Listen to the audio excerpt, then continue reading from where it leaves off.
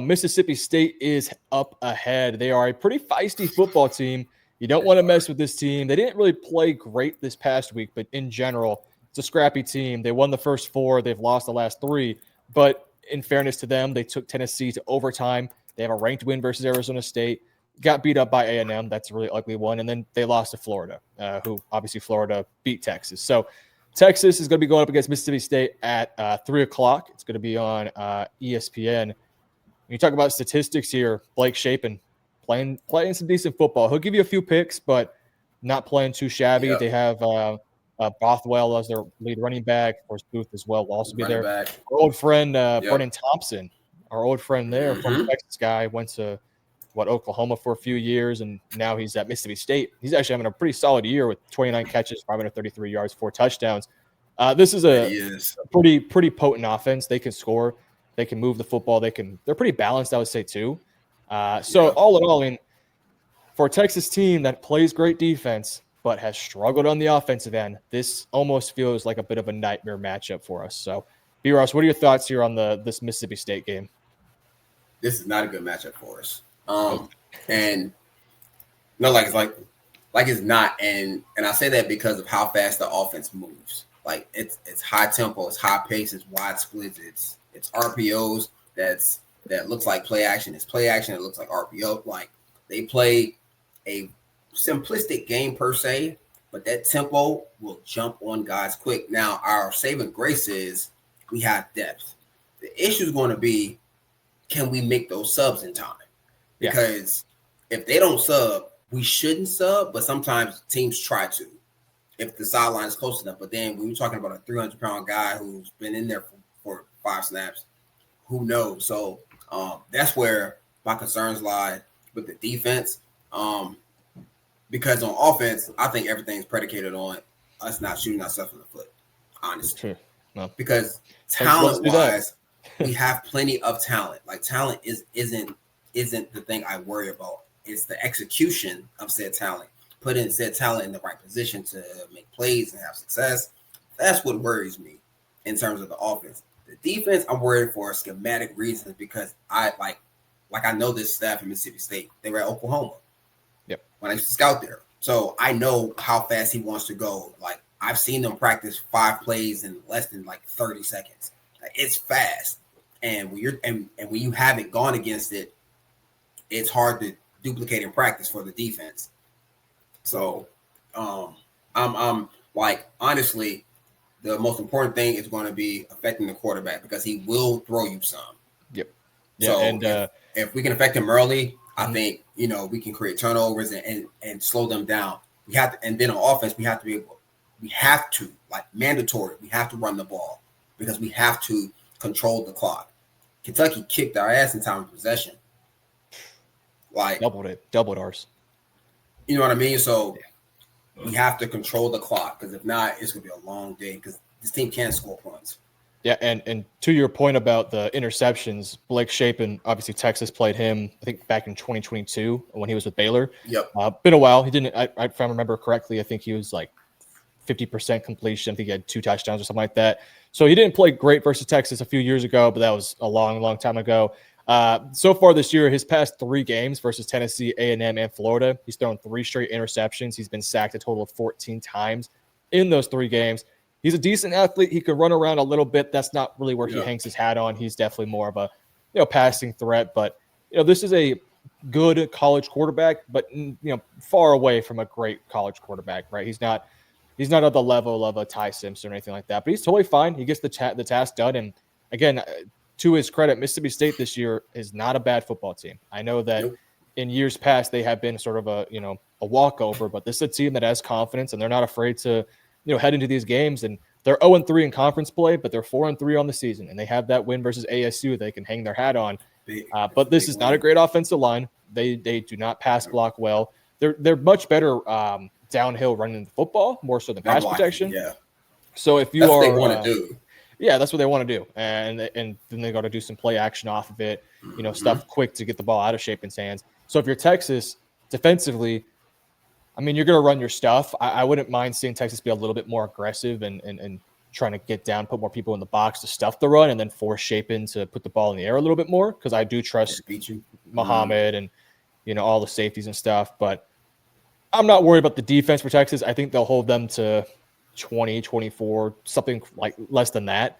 I worry about this offense because it's one of those things where it's like there's no analysis to talk about there with Texas. And it's like we don't even know what we're going to see. We've seen the good, we've seen the bad, we've seen the good game plans where it feels like everything's in sync, and we've seen the bad game plans. Touché.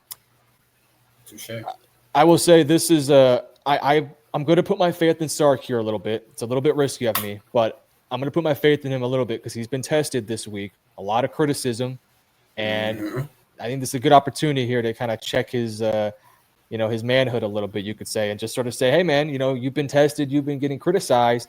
Are you ready to go? So when we get to our keys to victory here, I think the biggest key to this win is Steve Sarkisian and Arch Manning have to be in sync again, like they were against Sam Houston, like they were against Oklahoma, where there has to be a run game. You have to run the football effectively, and then you got to get Arch into a rhythm. If this game starts off how the Kentucky game went, 5-6 games started. Yeah, it's going to be a long one, and you're going to have to hang your hat on special teams yet again and defense. But against a team like Mississippi State, they're not going to lose this game like a Kentucky did. They have a quarterback that is experienced and won't make the same mistakes that the Kentucky kid did. So my biggest personal key, amongst many other, is that the game plan has to be in sync. That's the biggest one. What would you say is the biggest key for Texas to win? Sark has to be in his bag. Yeah.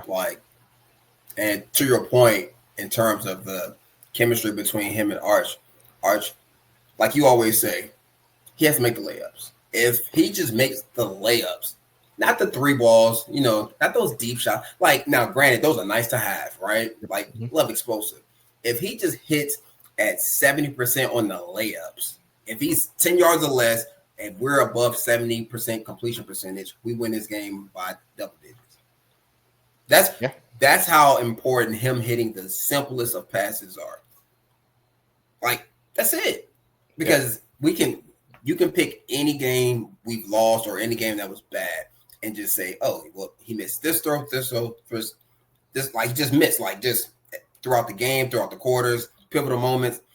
When he misses throws, it sets the offense back. So, to me, to your point, like, and I think like Sark has to go in his bag. Like, bro, just do what you guys are good at and call your game. Because sometimes it looks like he's Arch. Sometimes like he's in his own head in just terms of like, you know what? Let me just run. I'm a run quarterback job because that's what they're expecting me to like. Just take a deep breath, call your game. Because we know how good he is as a play designer and a play caller. Like, we've seen it from his time at Texas, his time at Bama, USC, Washington. Like, he has a gift and a talent. Cool. But for some reason this year, it looked like he has the play calling yips. Yeah. It's like, what? It's a great way to put it. Why would you call that in this situation where, like, historically, you've never done that? Like, you know what I mean? So I think he has to be in his own bag. And to your point, he's been questioned and tested on this all week. So I think he's going to come out with a point to prove, and I think he's going to call one of his better games because he's tired of the questions. Yeah, which is cool, good. Be mad, be angry, use that. And then my other point, Arch has to complete the layups, those 5-yard and outs, those crossing routes. When Sark does dial something up and the guy's open, we gotta hit those. Because if not, it'll be Florida, it'll be Kentucky, it'll be Utah all over again. Yeah. No, I think you made some I totally agree with everything you said there. It does feel like Sarkisian in his own way also has a bit of the yips play calling wise. I mean, some of the decisions that he made in that Kentucky game were just stuff that you never seen from Sarkisian at Texas. It was just kind of baffling. I think in terms of the offense, you got to get Trey Wisner going. I don't know if he was injured this past game versus Kentucky. Is he healthy? I don't know. I have not heard any sort of like yes or no on that. I feel like he wasn't because he did not look like the same back he did versus Oklahoma. He did not. Let's hope he's good to go because, man, if we can get Trey Wisner going in this back, because we're going to have to. If Texas wants to win out or, go 9-3 or something like that, they got to run the football with Trey Wisner because if they can't run the football, this team is going nowhere. I mean, they're going nowhere because we right now can't put our faith into Arch Manning to be consistent week in and week out. I mean, it's been so up and down with him that I think the best version of or the Arch O-line for that matter. Well, of course, O-line is the bigger factor here, but Trey Wisner's got to make plays like he did versus Oklahoma. When he gets chances to make plays in space, he's got to make them. And that's the other thing. This offensive line, they gotta get rolling a little bit. It's been up and down, kind of like this whole team. In terms of Mississippi State, they got they don't really have a great pass rush. On the year, they have 10 sacks. Their leader is DJ Reed and Will Whitson, who have 2 sacks each. So I don't really know if I would say they have a dominant pass rush or anything like that. But we said the same thing about Florida, and they got after Arch. We said the same thing about Kentucky. They got after Arch. We said the same thing about Oklahoma, we said Oklahoma has a great defensive line, and they shut him out. They didn't do it, yeah. It's just it's kind of weird. It's very weird. So what about good? That's the issue with this offense, but Mississippi State has a safety. Brylan Lanier. He has a nose for the ball. He plays downhill. He has range. He's instinctive. He has a nose for the football. He should have more. He dropped a couple. This dude's a good football player, so it'd be interesting. It'd be interesting to see how they deploy him because right now Texas doesn't have an identity. We don't have a go-to guy. We don't have any, you know what I mean? So it's like, is he going to be more to the field and play over speed, or is he going to play more on the boundary over Jack Injuries, who's gone missing? So, this defense, again, they have plenty of holes and they lack talent in certain spots, but they're scrappy and they know how to get the football. So that's where my concern lies in terms of their overall talent. Overall talent wise, we should win straight up. All right. All things being equal. But since that's not the case and all things aren't perfect, we can't give them hope and have multiple 3-and-out drives in a row because that's just going to keep building their confidence. And then that's when I think they'll start pinning their ears back and start being a lot more creative in how they create pressure. So, which we don't need. No, and a few more things with Mississippi State. Arch, of course, played Mississippi State last year, had a really good game, 26-31, 325, 2 touchdowns. Had a really good game. He also ran the ball well, too. That's a totally different team. But, schematics-wise, they could be quite similar. I believe this is a homecoming game for Mississippi State, so get ready to learn cowbells, guys. It's going to be loud. It's going to be feisty. It is annoying. It's going to be annoying. And it's one of those things where, man, you said it, once you give that team a little bit of confidence, a little bit of that, energy, they're going to start rattling that thing even louder. And it's going to be tough. So that's going to drive me crazy. Any final cues you want to give about Texas defense, special teams, things of that nature before we finish this segment? I mean, really just when it comes to our defense, we have to keep creating turnovers. We have to give this offense short fields, keep teams backed up when partner Jack booms one inside the 20, how he did 6 times last week. The defense and how good we are, they have to be even better because we don't know which offense is going to show up. So they can't allow any opportunity because if you do, we don't know if we can play catch up. And then on offense, I would honestly like to see us play with a little bit more tempo. That's when we move the ball best. It takes some of the pressure off the O-line, and it kind of limits what the defense can do in terms of pressure because you're moving so fast. Less power running, more outside zone as well. That's what we did against Kentucky. Or not Kentucky. That's what we did against Oklahoma. Yeah.